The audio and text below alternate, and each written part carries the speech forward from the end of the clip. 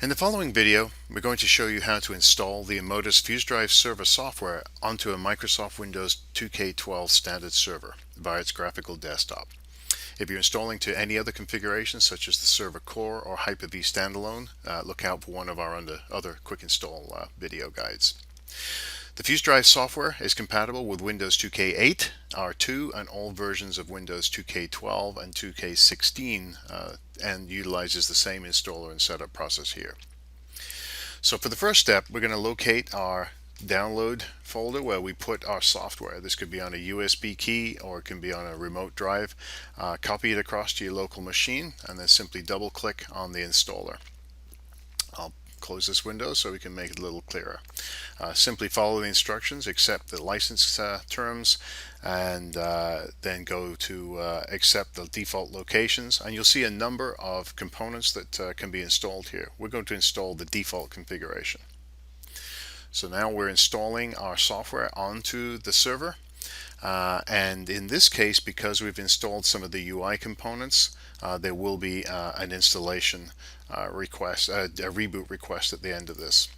Part of the other aspect of using the UI components that we provide and install on the server requires the use of Java. So if you do not have Java as shown here, we will direct you to the location for Java, and we'll go ahead and install the Java setup.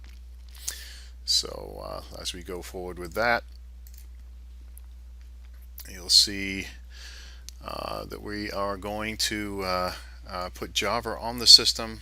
The Fuse Drive installer will wait until the Java process is installed. In many cases, most of you will already have the Java configuration set. So here we go. I'm going to ignore the configuration in this case and just shut down the confirmation, as we're pretty confident it's going to run. We're going to say yes, I do want to install the software driver. We use a kernel driver and several user level utilities, and I'm now going to go ahead and reboot the system. Now I'm running from a virtual machine here, so we'll return when the software has been installed. It shouldn't take too long here to reboot,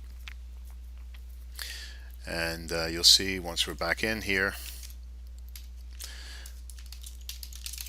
our software is now installed, and what you're actually going to see with the installer here, let me just close down the server manager, is you're going to see several install utilities that we put on the machine: ecommand, econfig, elive, and eperform.